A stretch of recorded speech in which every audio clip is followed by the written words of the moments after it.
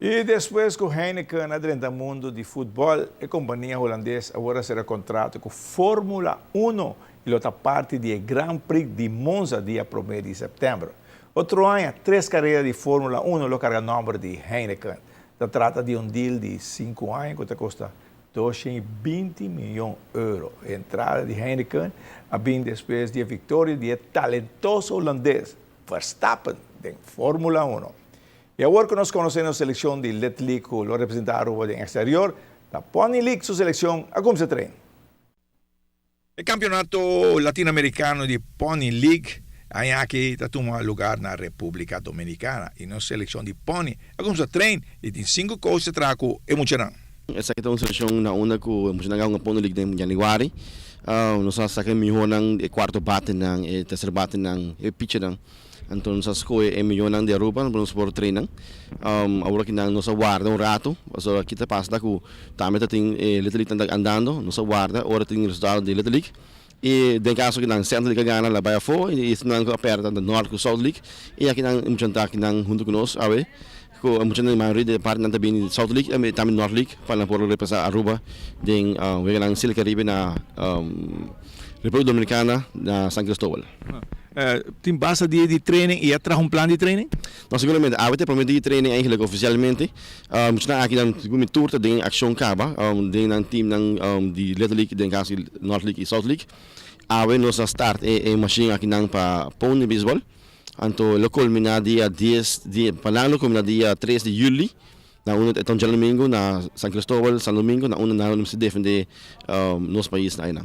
So, mira, tem 5 pessoas atrás da seleção aqui que vem não de paraquedo. Não, seguramente, nós queremos plano de trabalho, nós temos bom plano caba, terá a base de programa.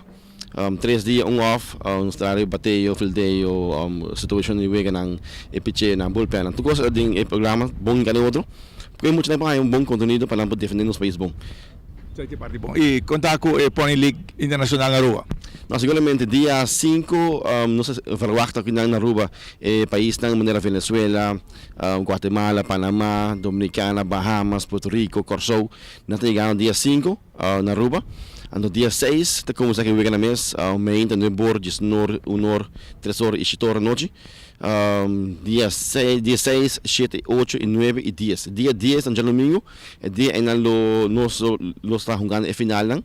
E é campeão de categoria na Aruba, que está Mustang 9 dias. E também categoria de Bronco, 2.